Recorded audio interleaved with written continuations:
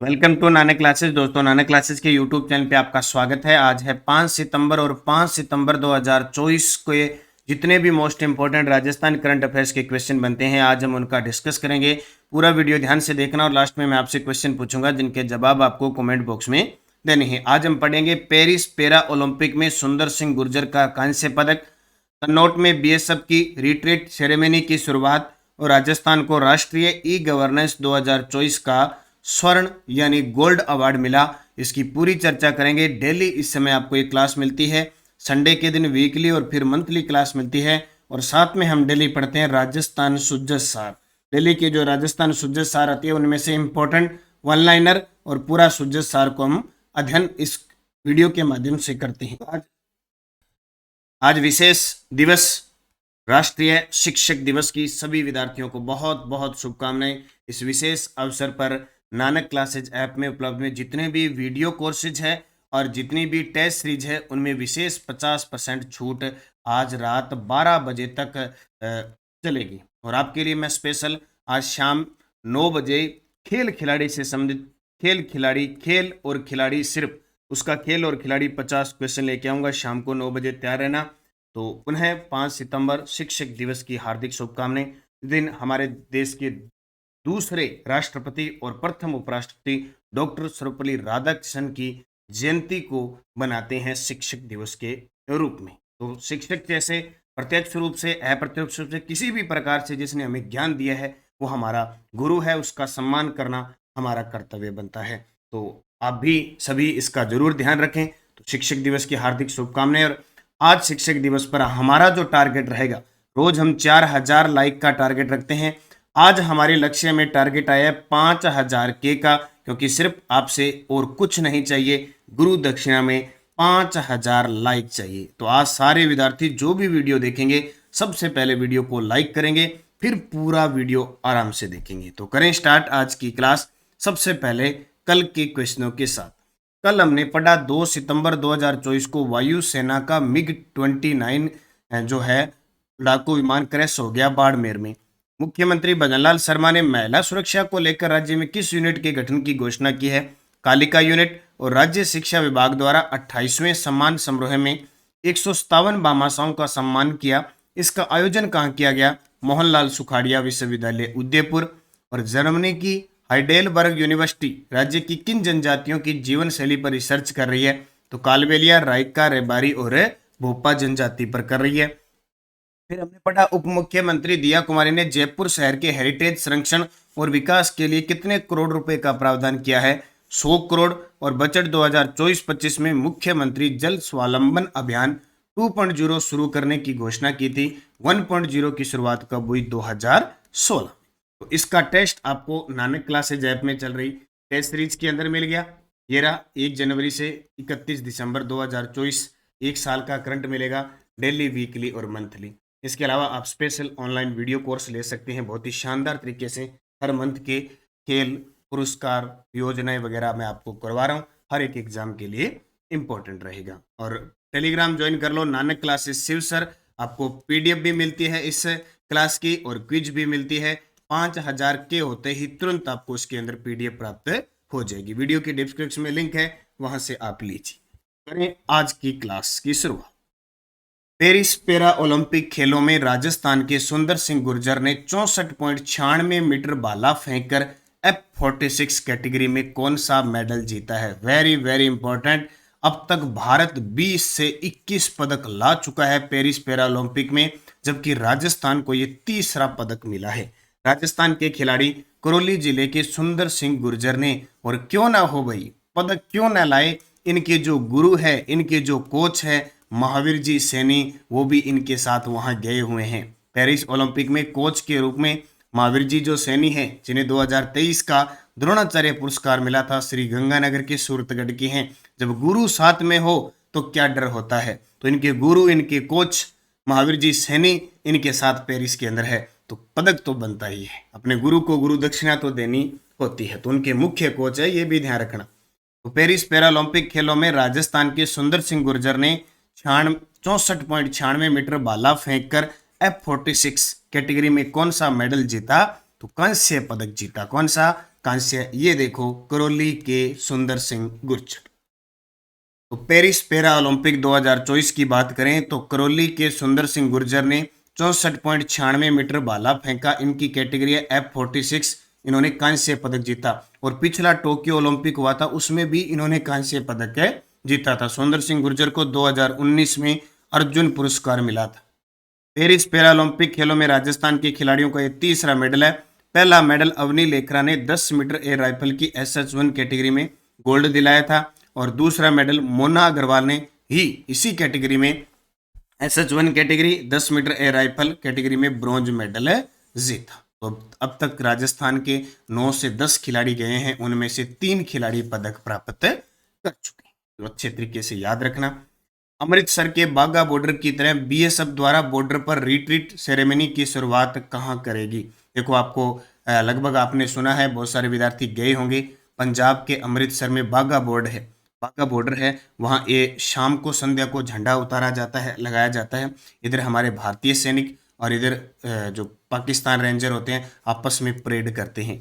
यहाँ क्या है, तन्नोट पोस्ट है, जो तन्नोट पोस्ट है जैसलमेर के अंदर, वहां भी ये रिट्रीट सेरेमनी का आयोजन किया जाएगा। बस बात इतना है कि उधर से पाकिस्तान वाले नहीं आएंगे क्योंकि न टिब्बा ही टिब्बा है, नेड़े तेड़े दिखे कौन 50-50 किलोमीटर की कौन दिखे, तो इधर नहीं आएंगे। लेकिन हमारे वाले परेड करेंगे और झंडा उतारेंगे। तो ये तैयार हो रहा है, ये सीटिंग तैयार हो रही है, सारा सिस्टम बन रहा है। तो तन्नोट पोस्ट जैसलमेर के अंदर BSF द्वारा बॉर्डर पर रिट्रीट सेरेमनी की शुरुआत अगली साल से हो जाएगी।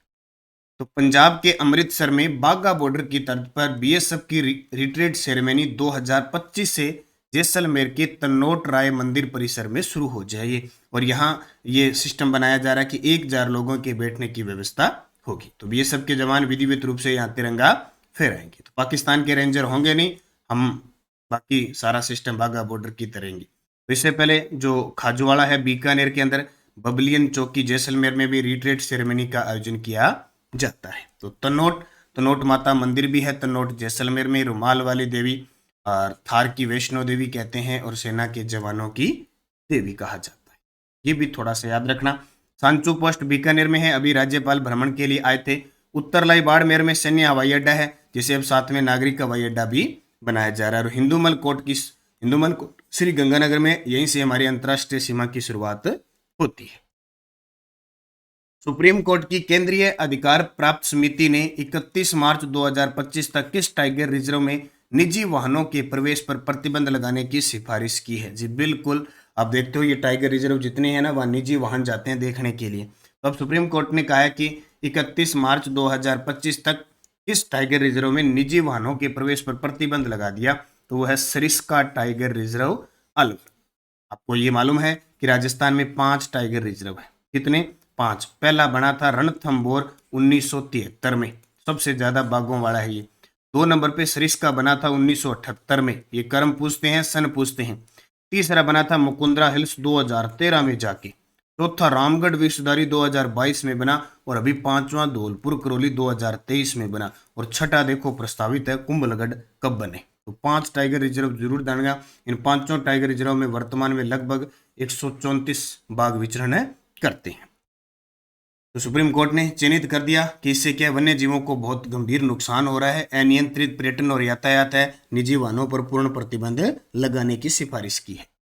सिलिकोसिस रोग की पहचान के लिए टेली रेडियोलॉजी और कृत्रिम बुद्धिमत्ता के अभिनव प्रयोग के लिए राजस्थान को राष्ट्रीय ई गवर्नेंस 2024 का कौन सा पुरस्कार मिला है?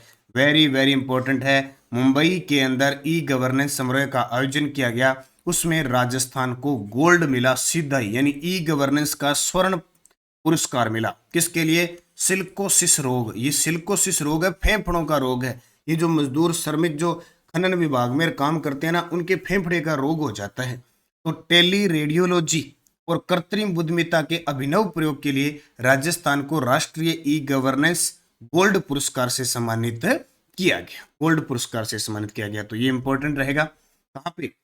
केंद्र सरकार के प्रशासनिक सुधार और लोक शिकायत विभाग ने नागरिक केंद्रित सेवाएं प्रदान करने के लिए उभरती हुई प्रौद्योगिकियों के अनुप्रयोग के तहत उत्कृष्ट उपलब्धि के लिए राज्य सरकार को मुंबई में आयोजित 27वीं राष्ट्रीय ई गवर्नेंस कॉन्फ्रेंसिंग के दौरान राष्ट्रीय ई गवर्नेंस गोल्ड पुरस्कार से सम्मानित किया। और ये गोल्ड पुरस्कार किस क्षेत्र में दिया गया? सिलिकोसिस रोग की पहचान के लिए टेली रेडियोलॉजी और कृत्रिम बुद्धिमत्ता एआई के अभिनव उपयोग और प्रभावित व्यक्तियों को राहत पहुंचाने के लिए डायरेक्ट बेनिफिट ट्रांसफर के स्वतः स्वीकृति पोर्टल निर्माण के लिए प्रदान किया गया। यानी सरकार सिलिकोसिस नीति लेके आई थी, लगातार काम कर रही है सरकार। सिलिकोसिस अगर पीड़ित होता है तो उसको लाभार्थी को 3 लाख रुपए देते हैं। अगर सिलिकोसिस रोगी की मृत्यु हो जाती है तो परिवार को 2 लाख रुपए दिए जाते हैं। और सिलिकोसिस रोगी की मृत्यु पर दाह संस्कार के लिए 10,000 रुपए देते हैं। तो ये सिलिकोसिस रोग को याद रखना फेफड़े का एक रोग है। और दौसा जिला प्रशासन ने तो इसके लिए स्पेशल एक कवच नाम का ऐप भी एप्लीकेशन भी लॉन्च की है, ताकि रोग का पता लगे, फेफड़े के जिस हिस्से में ये रोग की पुष्टि होती है तुरंत प्रभाव से उसे रोका जाए। तो ऐसे नवाचार के लिए राजस्थान को ई गवर्नेंस कॉन्फ्रेंस में राष्ट्रीय ई गवर्नेंस गोल्ड पुरस्कार से सम्मानित किया गया।